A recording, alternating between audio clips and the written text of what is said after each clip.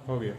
नमस्कार दोस्तों, मैं विकास मिश्रा एक बार फिर आपका स्वागत करता हूं study with Vikas Mishra channel पर। कल कुछ तकनीकी परेशानी की वजह से मैं अपना वीडियो पूरा नहीं कर पाया था। आज मैं पुनः उपस्थित हूं एक नए अध्याय के साथ, जिससे संबंधित प्रश्न प्रत्येक परीक्षाओं में बार बार पूछे जाते रहे हैं।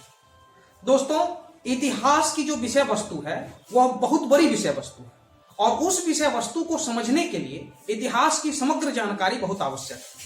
इसी इतिहास के सेगमेंट में एक महत्वपूर्ण टॉपिक के साथ आज एक बार फिर उपस्थित हुआ हूं आप सबों के समक्ष, जिसका नाम है जैन धर्म।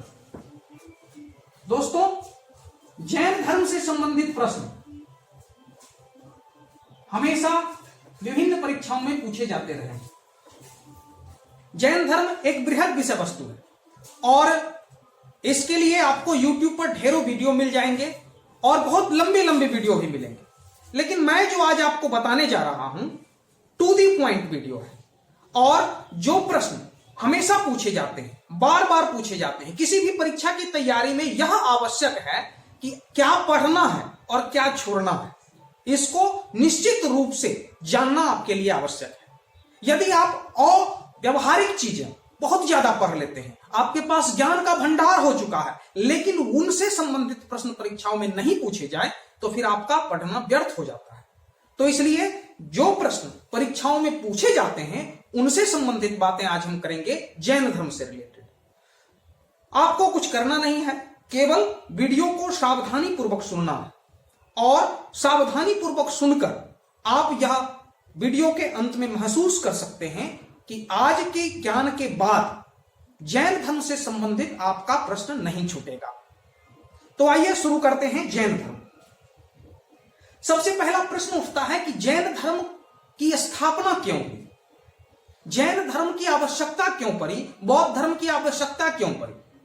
तो उत्तर वैदिक काल के बाद जब मनुष्य में व्यापक कुरीतियां बढ़ गई, जैसे उत्तर वैदिक काल में जैसे सबसे पहले आया ऋग्वैदिक काल, तो ऋग्वैदिक काल में जो वर्ण व्यवस्था था वो व्यवसाय पर आधारित था। आप जो काम करेंगे उसके आधार पर आपकी जाति निर्धारित होगी। लेकिन उत्तर वैदिक काल में व्यवस्था परिवर्तित हो गया और जाति जन्म के आधार पर निर्धारित होने लगी। तो बाह्य आडंबरों का बहुत प्रभाव बढ़ गया। बाह्य आडंबर,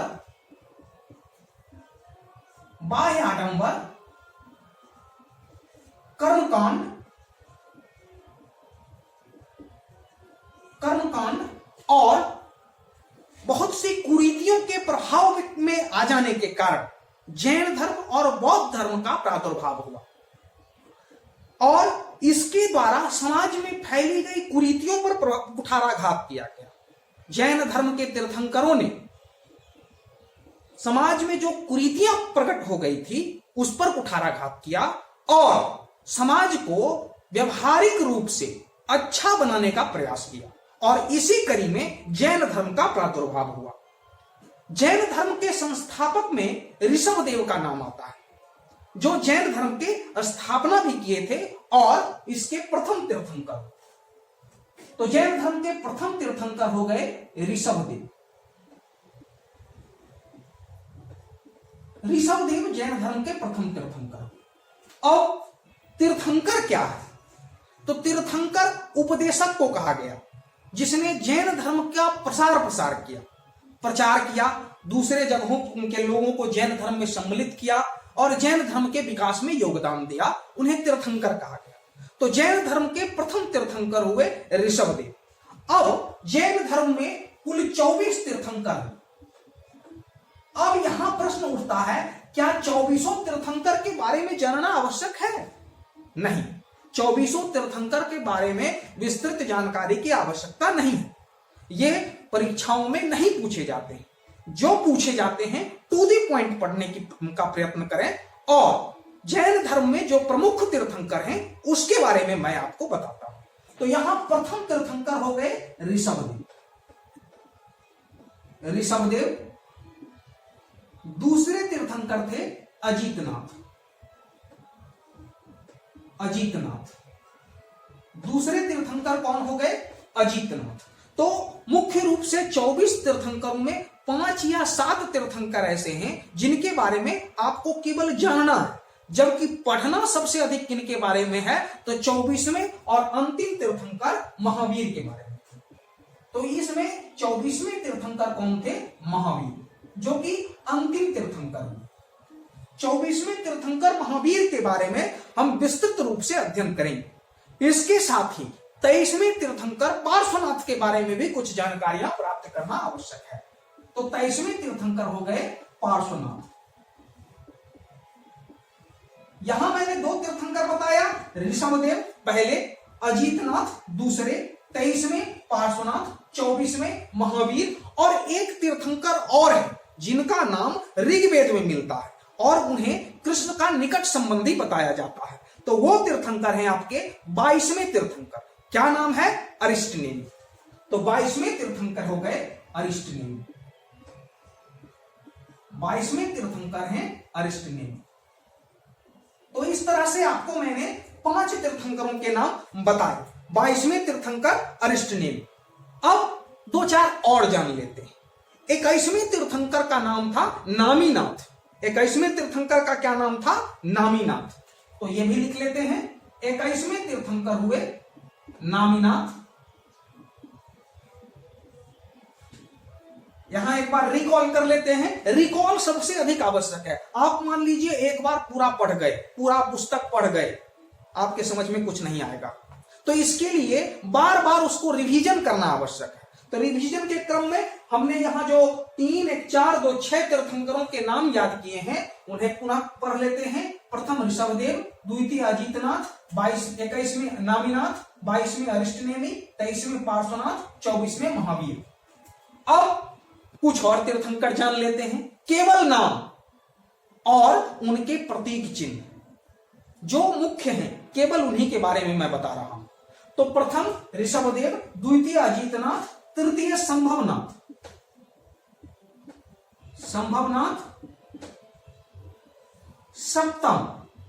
सप्तम संपार्श्व,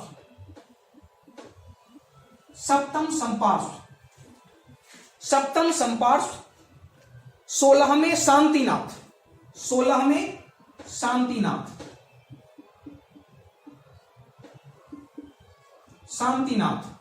21वें नामीनाथ, 22वें अरिष्टनेमि, 23वें पार्श्वनाथ और 24वें महावीर। बस ये नाम आपको याद रखने हैं। इसके अतिरिक्त यदि कुछ याद रखना है तो वह याद रखना है इनके प्रतीक, कि किस तीर्थंकर का प्रतीक क्या था। तो इसमें आते हैं पहले ऋषभदेव। तो ऋषभदेव का प्रतीक हो गया सांड। ऋषभदेव का प्रतीक सांड है। द्वितीय अजीतनाथ, अजीतनाथ का हाथी है। द्वितीय अजीतनाथ का प्रतीक हुआ हाथी। तृतीय संभवनाथ का प्रतीक है घोड़ा।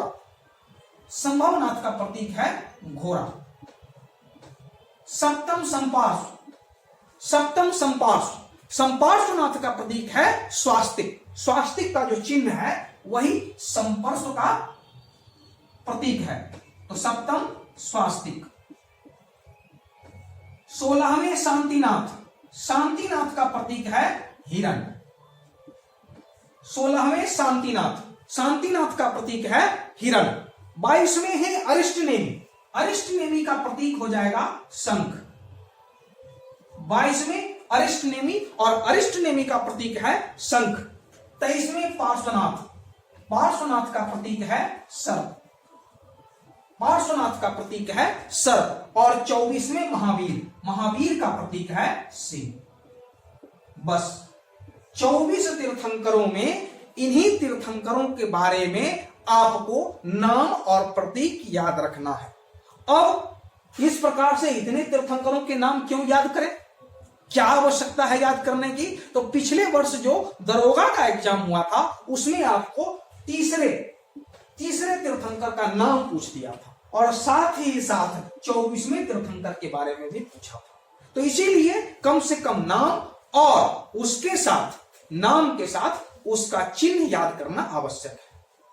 अब आइए इन 24 तीर्थंकरों में किन्हें पढ़ना है। तो सबसे पहले तो हमने पढ़ा ऋषभदेव के बारे में, जो कि संस्थापक थे। तो संस्थापक और प्लस प्रथम तीर्थंकर, फर्स्ट तीर्थंकर ऋषभदेव थे। ऋषभदेव के बारे में विशेष जानकारी की आवश्यकता नहीं है। ऋषभदेव के बारे में केवल यही याद रखना है कि प्रथम तीर्थंकर ऋषभदेव थे और वही जैन धर्म के संस्थापक थे। अब पढ़ना किन के बारे में है, तो थोड़ा सा पार्श्वनाथ के बारे में और अधिक महावीर के बारे में।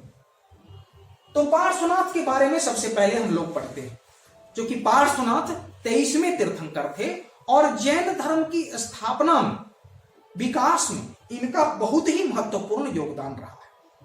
पार्श्वनाथ कहां के थे, कैसे थे और किस प्रकार कितने वर्ष तपस्या करने पर कितनी आयु में इन्हें ज्ञान प्राप्त हुआ, केवल यही कुछ मोटी मोटी बातें हैं जिन्हीं की जानकारी यदि आपको प्राप्त हो तो आपका परीक्षा में इससे संबंधित प्रश्न निश्चित रूप से नहीं छूटेगा।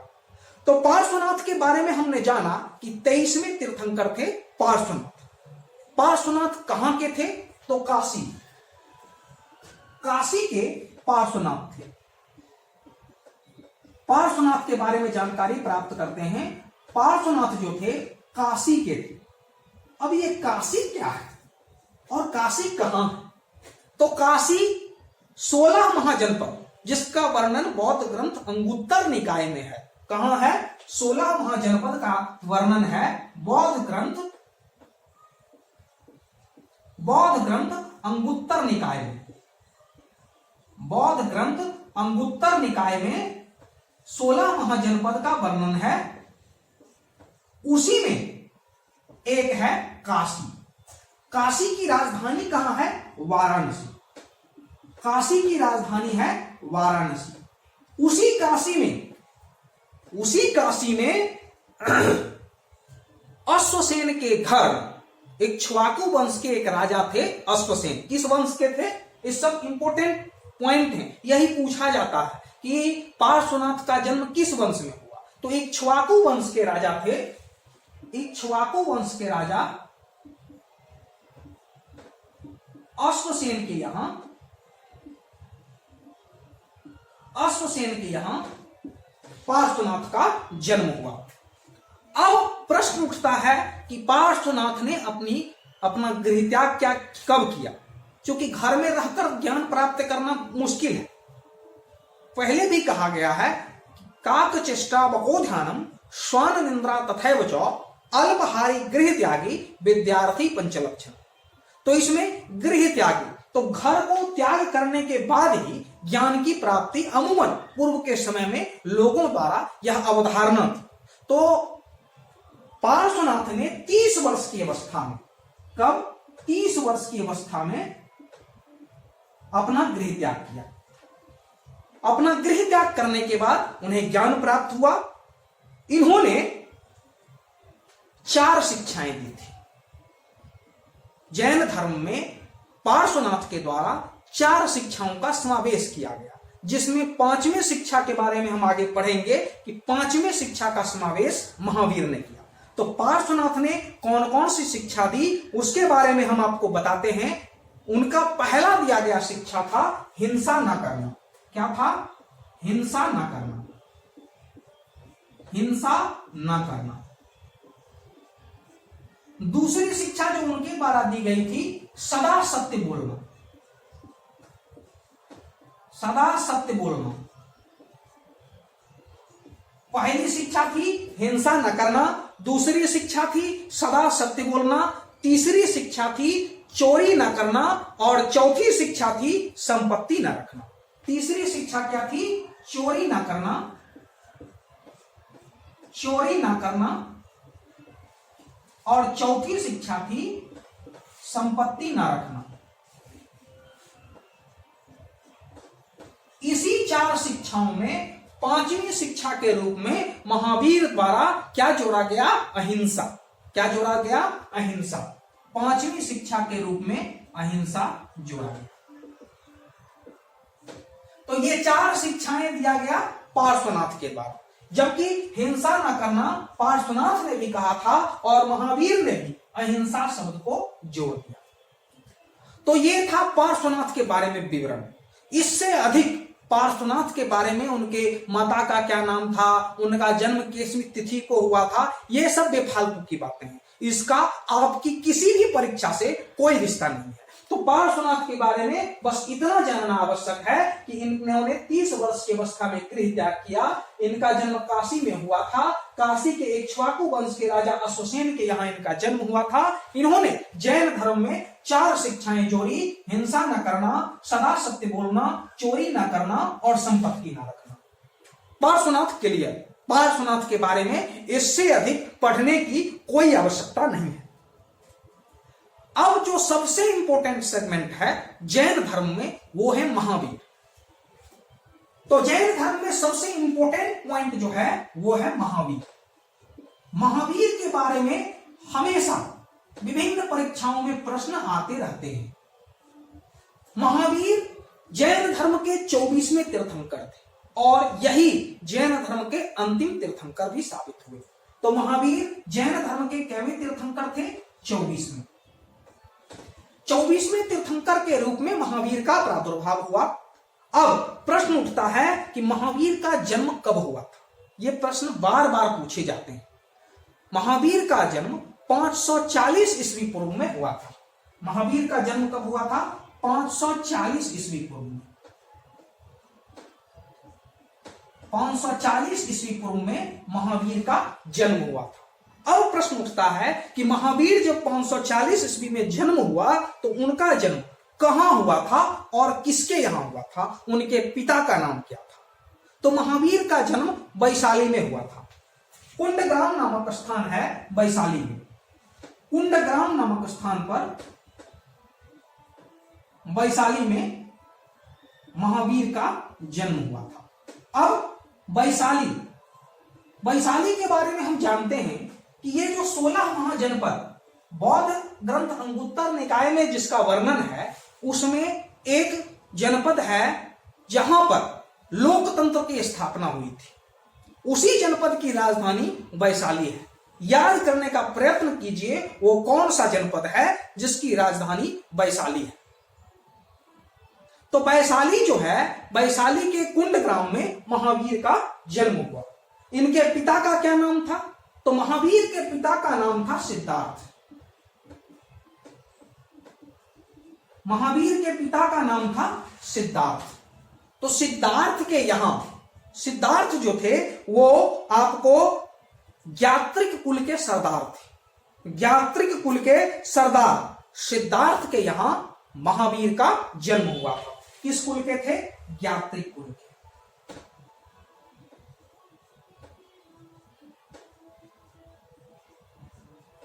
ज्ञात्रिक कुल के सरदार थे सिद्धार्थ और जिनके यहां महावीर स्वामी का जन्म हुआ था। अब अगला प्रश्न है कि इनकी माता का क्या नाम था? सिद्धार्थ की माता का नाम था त्रिशला।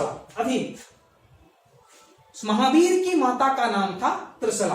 माफ कीजिएगा, महावीर की माता का नाम था त्रिशला।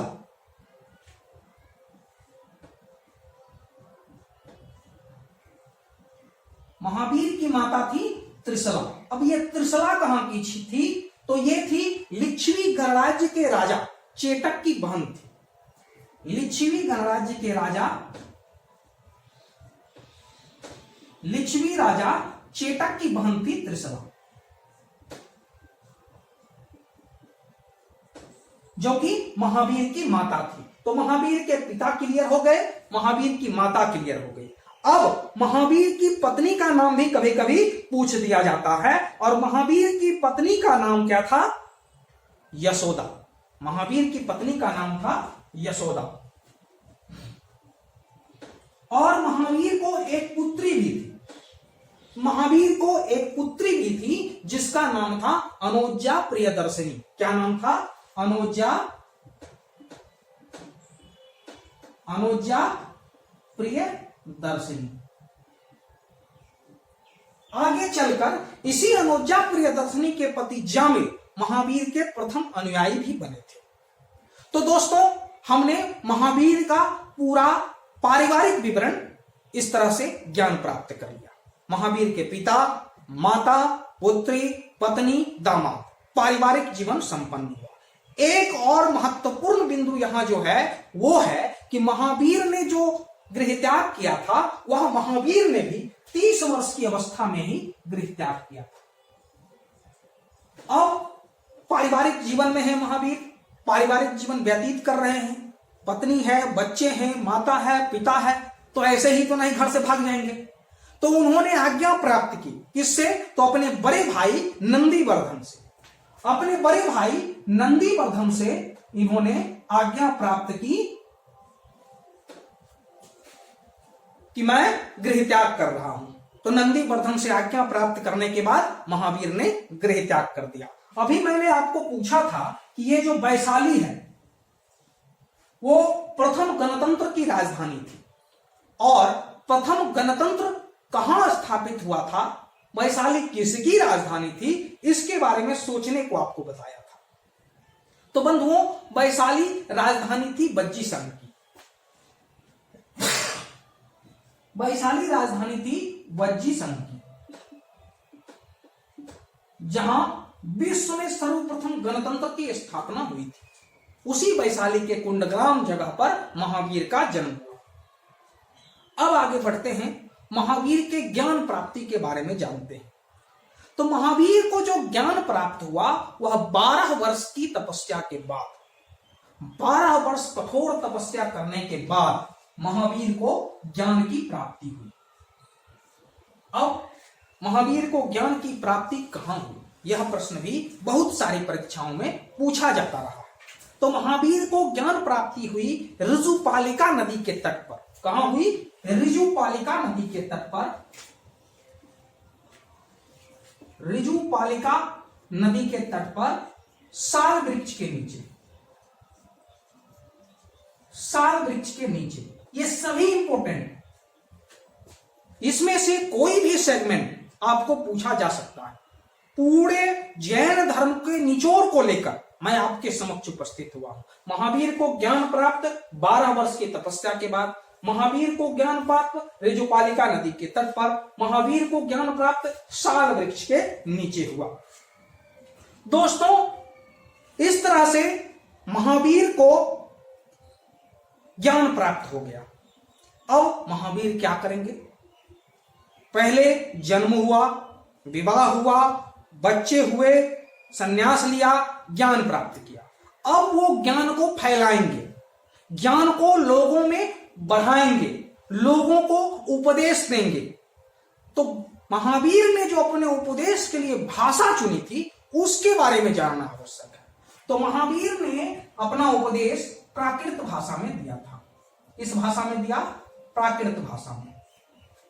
महावीर ने अपना उपदेश प्राकृत भाषा में देना प्रारंभ किया, और जब ज्ञान प्राप्त हो, जब वो उपदेश देने लगे तो उन्हें विभिन्न नामों से पुकारा गया, जिसमें कुछ प्रमुख नाम हैं। जिन, जिन का अर्थ होता है विजेता, विजेता। जिन्होंने अपने ज्ञानेंद्रियों को जीत लिया उसे जिन कहा जाता है। जिन का अर्थ विजेता। और महावीर को कहा गया निर्ग्रंथ, निर्ग्रंथ यानी बंधनहीन, निर्ग्रंथ यानी बंधनहीन। और क्या कहा गया महावीर को? तो महावीर को कहा गया अहर्प, अहर्प। अहर्प का अर्थ है पूज्य। तो इसके बाद महावीर ने अपना उपदेश देना प्रारंभ कर दिया। महावीर ने अपना उपदेश किस भाषा में किया? अभी अभी मैंने बताया कि महावीर ने अपना उपदेश प्राकृत भाषा में देना प्रारंभ किया। प्रथम जैन भिक्षुणी कौन थी? अब जब उपदेश देना प्रारंभ कर देंगे महावीर, तो महावीर जब उपदेश देंगे तो कोई ना कोई तो उनका उपदेश सुनेगा। तो उपदेश कौन सुनेगा? महावीर का। तो महावीर के उपदेश सुनने के लिए उनके प्रथम अनुयायी कौन बने थे? इसी उनकी पुत्री जो अनुजा प्रियदर्शनी थी, इसी के पति जामिल, इसी के पति जामिल महावीर के प्रथम अनुयायी बने। महावीर का सेगमेंट जो है एक बृहद सेगमेंट है, इसके बारे में आपको जानकारी प्राप्त करना बहुत आवश्यक है। लेकिन इसमें क्या पूछना है परीक्षा के दृष्टिकोण से क्या पूछा जाएगा और क्या नहीं पूछा जाएगा, इसके बारे में जानना सबसे ज्यादा जरूरी। तो यहां जो मैंने आपको बताया कि अनुजा प्रियदर्शनी के पति थे वो जामिल थे। अब क्या हुआ कि उपदेश दे रहे हैं तो खाना पीना भी तो चाहिए, क्या खाएंगे? तो भिक्षुनी संघ की स्थापना की गई, जो कि भिक्षाटन करेंगे, गांव गांव जाएंगे, भीख मांगेंगे और उसको संग्रह करेंगे, और उस संग्रह के बाद भोजन पानी, वो जो संस्था है जैन धर्म को प्रसार किया जाता है, उस संस्था का भोजन पानी चलेगा। तो महावीर ने भिक्षुनी संघ की स्थापना की और अपने गणों को गणधरों में विभाजित किया। किस प्रकार विभाजित किया और कितने गणधर थे, ये बार बार परीक्षाओं में पूछे जाते हैं। तो कुल 11 गणधरों में महावीर ने अपने शिष्यों को विभाजित किया। टोटल कितने गणधर थे? 11। इसमें से एक गणधर था आर्य सुधर्म।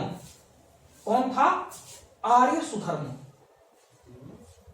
ये ऐसा गणधर था जो महावीर की मृत्यु के बाद भी जीवित रहा और महावीर की मृत्यु के बाद मुख्य उपदेशक या मुख्य थेरा बना। जैन धर्म में स्त्रियों को प्रवेश की अनुमति दी गई थी। जैन के भिक्षुनी संघ की प्रधान बनी थी कौन? नरेश दधिवाहन की पुत्री चंपा। नरेश दधिवाहन थे, एक राजा थे नरेश दधिवाहन, जिनकी पुत्री चंपा भिक्षुनी संघ की प्रधान बनी थी। अब आइए चलते हैं। महावीर ने जन्म लिया, महावीर ने विवाह किया, महावीर ने संन्यास लिया, महावीर ने उपदेश दिया, महावीर ने गणधरों में विभाजित किया। अब महावीर की मृत्यु भी तो होगी। तो महावीर की मृत्यु भी हुई। कब हुई? तो महावीर का जन्म जिस प्रकार 540 ईस्वी पूर्व में हुआ था, इनकी मृत्यु 483 ईस्वी पूर्व में हो गई। महावीर की मृत्यु हो गई 483 ईस्वी पूर्व में। अब कहां हुई महावीर की मृत्यु? तो मल्ल राजा सृष्टिपाल थे। उन्हीं के राजप्रसाद में महावीर की मृत्यु हो गई। मल्ल कहां है? तो देवरिया गोरखपुर में, उत्तर प्रदेश में देवरिया गोरखपुर में मल्ल स्थित है। और यह मल्ल भी इन्हीं 16 महाजनपदों में से एक है जिसकी राजधानी थी उषावती। मल्ल की राजधानी कहां थी? उषावती।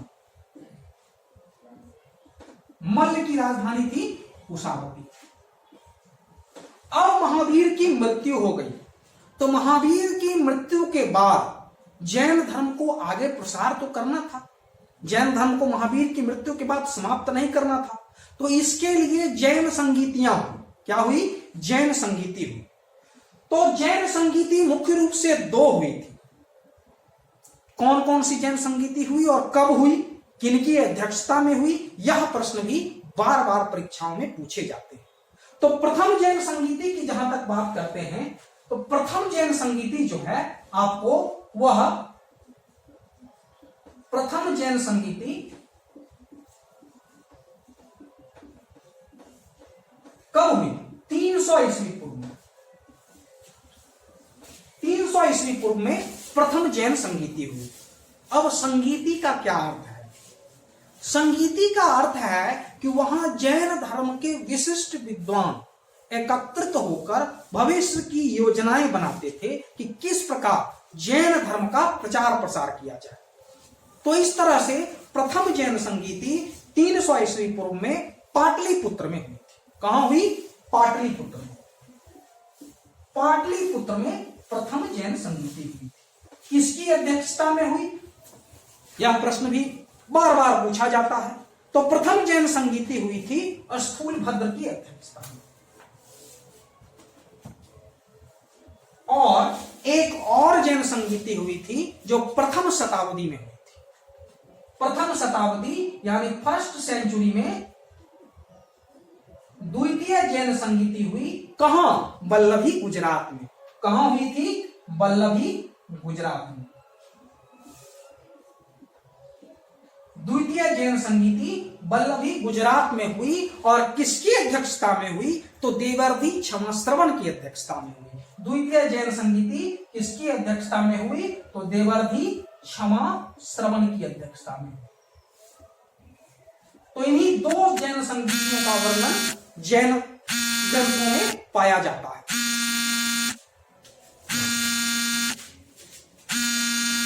जैन ग्रंथों में पाया जाता है। अब आइए हम जानते हैं कि जैन धर्म स्थापित हुआ, उसका विकास हुआ और उसके महत्वपूर्ण जो कार्य किए गए, महत्वपूर्ण जो काम हुए हैं, उसके बारे में कुछ जान लेते हैं। तो जैन धर्म ने त्रिरत्न का सिद्धांत दिया। कौन सा सिद्धांत दिया? त्रिरत्न का। कौन कौन से त्रिरत्न थे? तो पहला था सम्यक दर्शन। सम्यक दर्शन। दूसरा था सम्यक ज्ञान। सम्यक ज्ञान।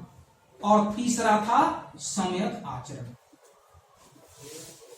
सम्यक आचरण। इन तीन सिद्धांत को, त्रिरत्नों को जैन धर्म ने दिया।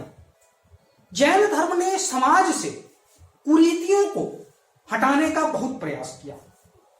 जैन धर्म ने समाज में बाह्य आडंबर, कर्मकांड जो बहुत विस्तृत रूप से फैल चुका था उत्तर वैदिक काल में, उस पर विशेष रूप से कुठाराघात किया। जैन धर्म में ईश्वर की मान्यता नहीं थी। ईश्वर को जैन धर्म के अनुयायी नहीं मानते थे।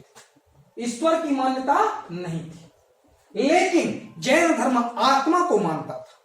जैन धर्म में आत्मा को मान्यता दिया गया था।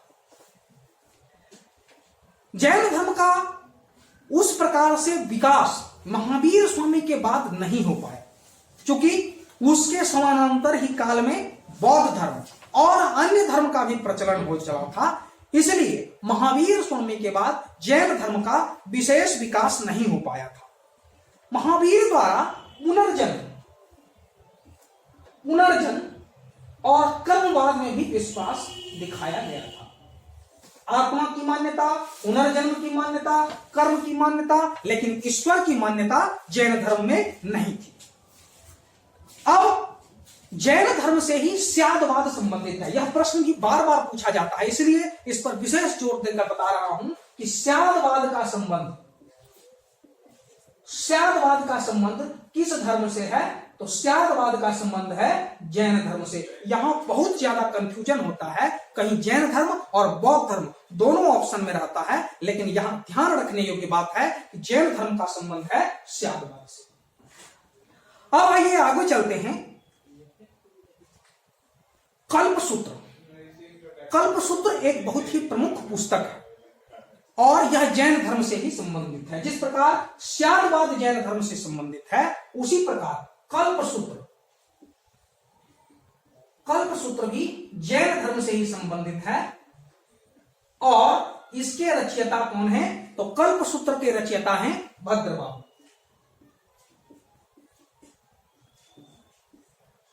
कल्पसूत्र के रचयिता कौन हो गए? भद्रबाहु। अब ये भद्रबाहु कौन थे, इसके बारे में जानकारी प्राप्त कर लेते हैं। तो लगभग 300 ईस्वी पूर्व में भीषण अकाल पड़ा था। कहां? तो मगध में। 300 ईस्वी पूर्व में मगध में भीषण अकाल पड़ा था। तो जब अकाल पड़ा तो कुछ जैन तीर्थंकर जो थे, कुछ जैन साधु जो थे, वो चले गए। कहां चले गए? कर्नाटक, दक्षिण भारत की ओर चले गए। कर्नाटक में चले गए, श्रवणबेलगोला में।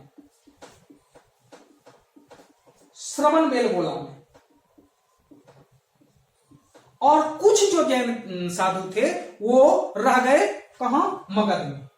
कुछ जैन साधु मगध में ही रह गए। तो जो कर्नाटक में चले गए वो बाद में पुनः वापस आए, बाद में पुनः मगध आते हैं, कर्नाटक से मगध आते हैं। तो मगध में जो पहले से साधु संत थे उनसे उनका मतभेद हो गया। क्या हो गया? मतभेद हो गया। और इसी समय जैन धर्म दो भागों में विभाजित हो गया। जैन धर्म दो भागों में विभाजित हो गया। एक भाग कहलाया श्वेतांबर और एक भाग कहलाया दिगंबर।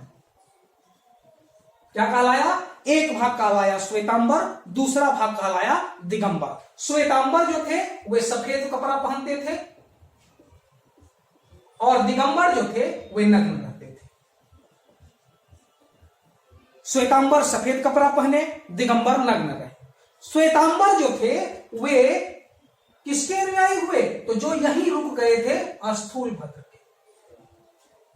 और दिगंबर जो थे, जो नग्न रहते थे, वे किसके अनुयायी हुए?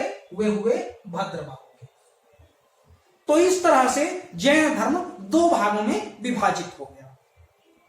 उसके बाद धीरे धीरे जैन धर्म का प्रसार कम होता गया, और लेकिन अभी भी जैन धर्म मौजूद है और उसके अनुयायी विभिन्न जगहों पर स्थित हैं। तो ये था आज का जैन धर्म, जिसके बारे में मैंने सबसे महत्वपूर्ण टॉपिक्स आपको बताए, जो आपकी परीक्षाओं के लिए विशेष रूप से लाभकारी साबित होंगे।